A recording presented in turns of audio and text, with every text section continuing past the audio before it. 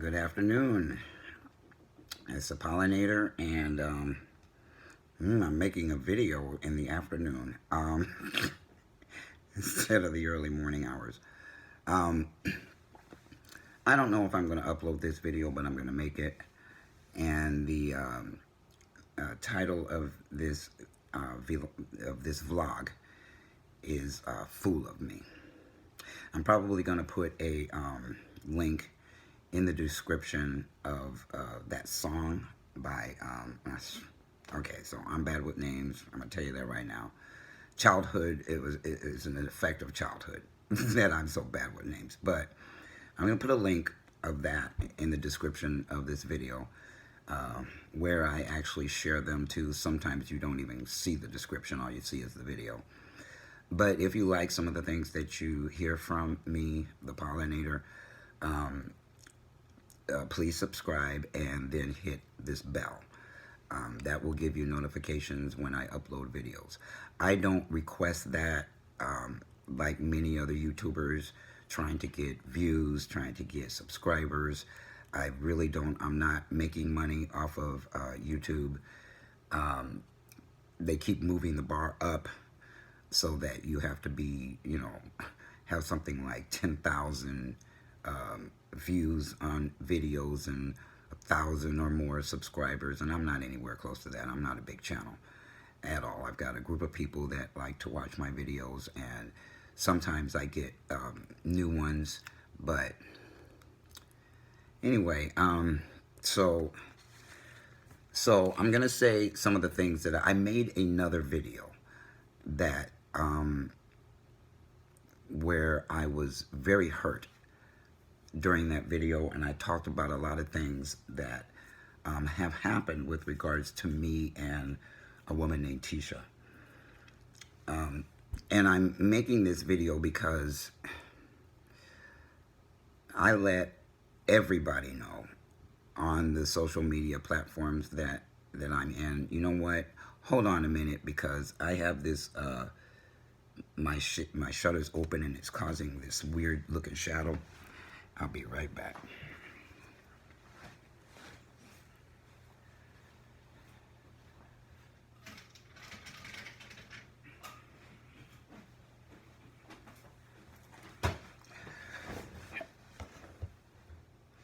I don't know if that's better, but if I can find me a literary agent, I might be able to get an advance to finish my book, and then I can get some kind of equipment to make videos with, where I have lighting on this side.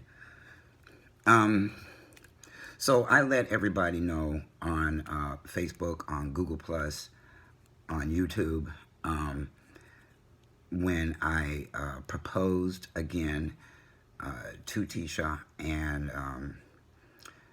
it was in December of last year, and I made it so that, I don't know, I'm a romantic, and I'm not trying to hide how I felt about Tisha.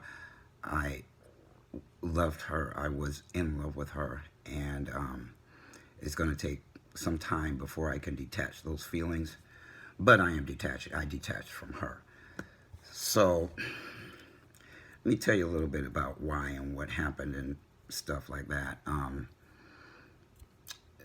We haven't seen each other since February of 2017.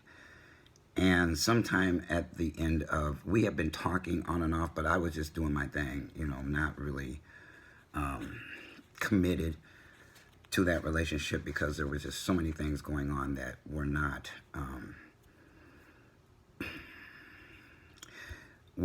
demonstrations of love to me. So sometime at the end of last year, I decided to give it another go. And what I did for her, because she had this phone that she called a bootleg phone that was pretty cheap, that she got at Walmart, and it was broken, the screen was broken, and she did not have service. We could not talk consistently. And so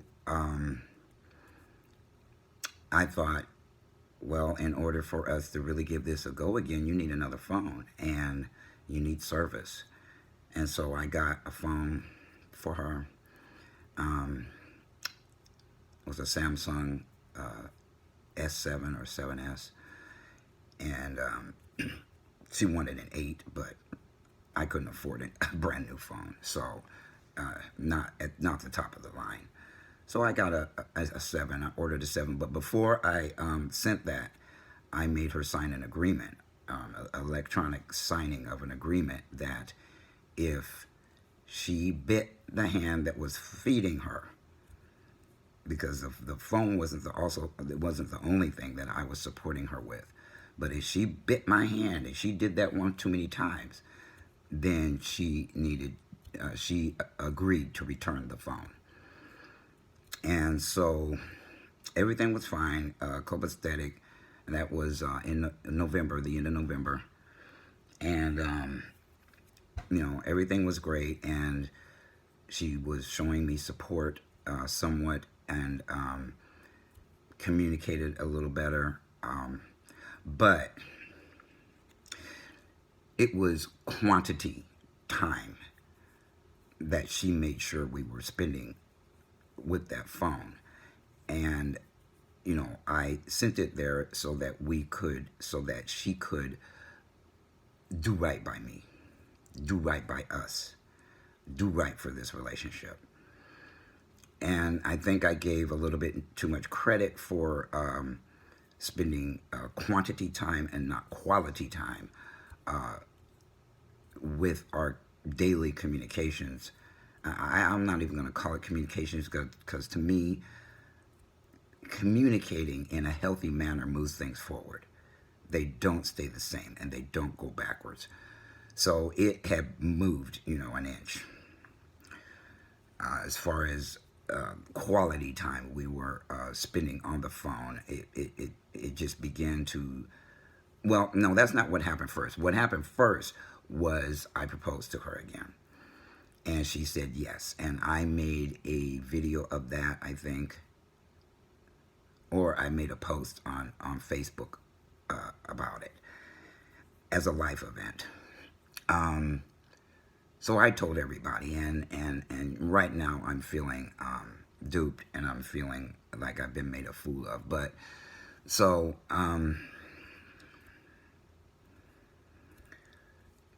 So she, kept claiming that fear was the reason why she could not demonstrate the love she said she had for me. I got told that, but I didn't get shown that. I kept being told that she will show that, and I kept saying you will show that means you're not showing me that. And it was the basis for most of our arguments throughout the 2-something years that I knew her, and we were trying to make this work. But the only one that was really trying to make it work was me. Talking about us, or talking about her, the things that she was doing, the things that she was saying, mostly the things that she was doing with words, because that's all we had. We weren't... we had the phone and we had social media to communicate with, but none of those things were happening in the present. They were always a promise, an empty promise of it happening in the future. So I proposed to her, and she immediately went back to behaving even worse than before. I proposed and before I sent that phone, which she quickly signed that agreement because she wanted that phone to communicate with her family and her friends and people on Facebook, and to play games on Facebook, and to watch videos, funny videos, any kind of video that she liked. And so... But again, the quality was missing, and I was quickly beginning to get discouraged and angry. I'm not gonna pull any punches. I put a post on Facebook talking about Somebody asked a question in a group, what is the craziest thing about you or the worst thing about you or something like that? And my response was that if you give me too much bullshit, I'm going to take it, package it up, put my spin on it, and shoot it right back at you with a bazooka gun. You know, you may be using a arrow. Well, I'm going to use a spear and I'm going to put it in the gun and poof, shoot it right back at you. I am not from the belief of just turn the other cheek, because I have been kind of more or less doing that throughout our relationship. Was keep getting sorry, I'm sorry, but nothing ever changing. Well, I know my shortcomings, and she really didn't. Not to the degree that I was experiencing them did she know them, because every time I busted her in the act, she denied it. This goes for lying about things. I caught her in lies that she won't admit to, that she denies. Being extremely provocative, just pushing my buttons, and then would make comments about the way I reacted to constantly having my buttons pushed, because she knew me and she knew all the buttons, and she would just constantly do them. And she shut down. This was her new version of shutting down versus the version of shutting down when she was in my presence, when she was here in my home the first time in 2015, and the second time in 2016. Complete shutdown and arguments because she was shut down. And I'm constantly saying, what's your problem? And asking that caused arguments instead of her telling me what the problem is. Probably because if she told me it was fear again, that I would just be done with it. Because I can't be with a person who's afraid to risk love. How can, if you do that, if anybody does that out there, you're going to end up with nothing. Because you're not going to end up with love. If they're afraid to risk loving you, you're not going to be loved. And I call it hate. I don't even know what to call it, but I know that I had a love-hate relationship with her because I loved her, but I couldn't stand the way she behaved and the things that she did, twisting things in conversations, always acting like the victim when she was the perpetrator of every argument we had when it came to us. I could talk about my life. She could talk about things happening in her life. She could talk about her children. She could talk about her grandchildren. And I could talk about all the things that I was doing here and experiencing here. But talking about us was off limits. If I tried to go there, instant argument, while claiming I'm not arguing. That's what she would say. She was the most argumentative, combative person I've ever met. But all the time, she doesn't think she's that way.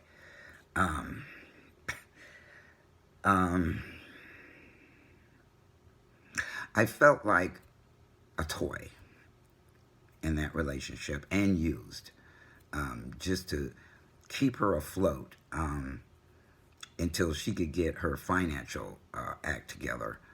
And I didn't help very much. I helped with what I could help with, and I sent that phone there for her to use to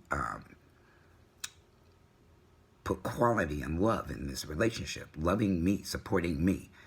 I was tired of being the only one that to be doing the support. And I'm ashamed and embarrassed. I feel like boo-boo the fool, yes I do, for allowing myself to be used. Love is blind. I told my therapist that, and my best friend, that I couldn't see. I was more confused than I could see what was really going on with her and with us and with me. That I was allowing myself to be abused, neglected, double standards in the relationship. Because when I get mad, a little fun fact about me, I do believe in astrology, but as something like information thing, not like something to believe and something to base your relationships off of. That person is this sign, so I'm not gonna be with them because they're that sign. Although there are some signs in horoscope, in astrology that make my eyebrow raise when I meet one, because fire signs burn me up. I'm an earth sign. I'm a Virgo. And my past experiences with fire signs has been, ooh, wow. So anyway, I've had my chart done. And also water signs tend to be very emotional, too emotional sometimes for me. And Tisha is a Cancer, and she lived in her feelings. I live in my mind. I don't give feelings the full weight of every situation that I'm in. I think about the situations, and I think on my feet. I act on my thoughts. I don't just sit here in my head thinking. And people that are stuck in their emotions end up with their emotions in their brain, and that's all they're doing is feeling. And then it goes in their head, and then they think about what they're feeling, and then it goes back to their feelings, and then it goes back to their head. And she was stuck there, okay? And I'm not making her wrong for that. What I'm making her wrong for is wanting to stay stuck there, being more comfortable. That was her comfort zone. And that just didn't jive with my comfort zone, which was to be out there. Not, I know how to love. I knew how to love her. She did not know how to love me, and she didn't want to learn how to love me. It became an argument that went something like this. You're not interested in my wants, needs, and desires. You're only interested in yours. When it came to that phone, down to that phone too. So she just did what she wanted to do with it, irregardless of what I said. And she said, well, we talk every day. And I'm like, that's not... Talking is different than communicating. Chit-chatting and sending me 1,000 freaking videos to watch when I'm very busy and trying to get my finances together so that we could get married. But she was wasting my time with a bunch of stuff that I couldn't multitask watching videos and do the things that I need to do to make things happen in my life for us. Now I'm making them happen just for me. But anyway, so there was just a lot of inconsistencies, a lot of things that I was told that wasn't true. She doesn't call that a lie. I do. There was people with low self-esteem issues tend to think that when you're telling them you need something and they're not giving it to you. And I didn't just tell her. Sometimes I told her. Sometimes I told her quietly. Sometimes I complained. Sometimes I wrote about it. Sometimes I screamed about it. I'll admit that. But what would come out of me saying, this is how you love me, she would say, I'm not good enough. And when I first started hearing that, I kept saying, well, you're as good as you want to be. It's not a matter of being good enough. No, the crap that you're doing is not good enough. That's when I finally ended up saying things like that. Like, no, that is not good enough for me. You don't ask me to treat you like a queen and treat me like shit. You don't ask somebody to treat you better than you're treating them. And that's in the Bible. Do unto others as you would want others to do unto you. And boy, was she not living that at all. She was doing things to me that I just absolutely know she would not want me doing to her. And I was being disrespected. And then I would turn around and say something that she would perceive as being disrespect to her. But that's all she paid attention to, was me, my reaction to her disrespecting me. I told her, hey, I can't promise how it's going to come back to you. If it looks like disrespect, then don't disrespect me to begin with. Things like I was being hidden from her social life. A couple of people, her family up there knew. Some friends of hers knew, but she wouldn't put me on blast to make me feel good about being with me. She hid me from her friends on social media, and her excuse for doing that is she didn't want anybody in her business. She didn't mind putting her family on blast. She didn't mind putting her friends. She didn't mind other people knowing about her friends, and she didn't mind other people knowing about her family. But she minded other people knowing about me. Never tagged me once on anything she was doing on Facebook. I mean, never. But she was tagging her family and calling me family. I said, no, actually, I'm an outsider. You're not treating me like you're treating your family. You're not talking to me like you're talking to your family. Because, I would hear them talking on the phone. And the way she talked to them was completely different than the way she was. The love I heard coming out towards her family was not any kind of love I was getting, because she was too afraid to love me. That was her MO. I'm afraid. I'm afraid. And meanwhile, while being afraid, took everything I gave her and would ask for things, but wouldn't give anything back to me. And I didn't want things back from her. I wanted mental, emotional, spiritual love. That is not too much to ask for when I'm giving that and I'm supporting you. I will admit, towards when I started seeing that again, I put the brakes on and stopped doing that, and then would tell her, I'm at my breaking point. I cannot tolerate this anymore. And of course, I got made wrong for that. And I told her to talk to a lady who was in a marriage. I wanted her to talk to her because I knew that lady could help her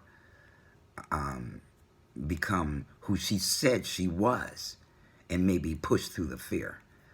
But by the time I did that, I was at my breaking point. I was at the end of my rope.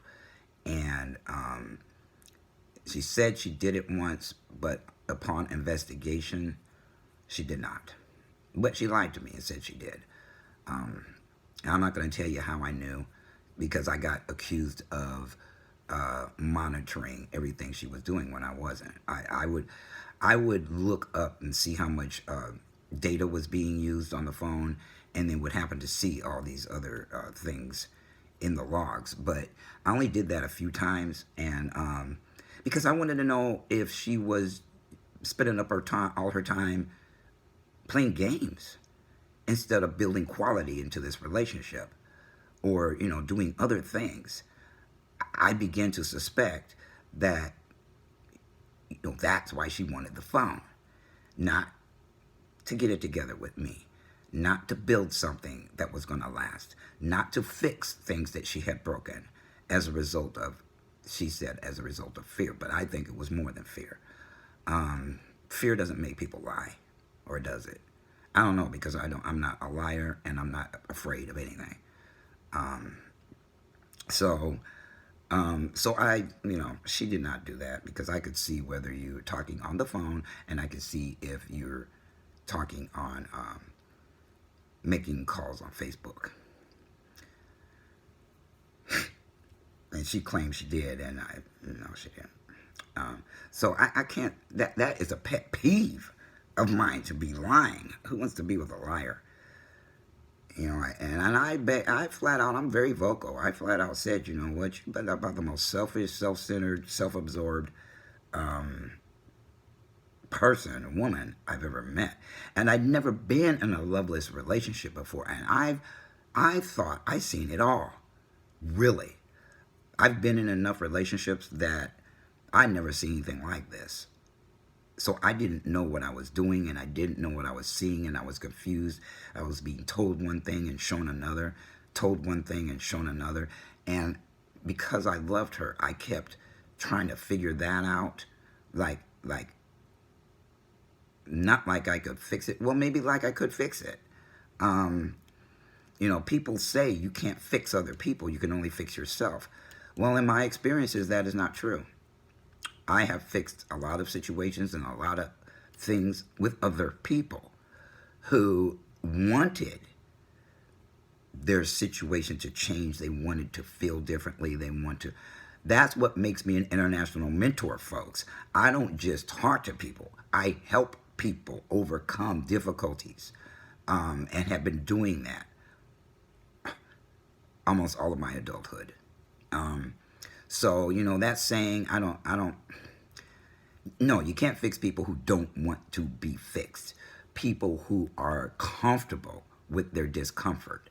People who are comfortable with whatever's going on with them. And hey, I told her, you know what? There's all sorts of ways to be in life. All sorts of ways to be in life. Let all that stuff keep you warm at night, because I can't keep you warm at night if I'm getting nothing. Nothing. And I'm not going to marry you under those circumstances. And I'm getting beat up while you're trying to figure out how to change them. Beat up, abused, neglected, all these things that I allowed to happen. And yeah, I do have to figure out how to never let something like that happen again. But I was blindsided by it all, and I didn't know what to make of any of it. Most people who have been in really, really, really bad relationships, they see it and they run.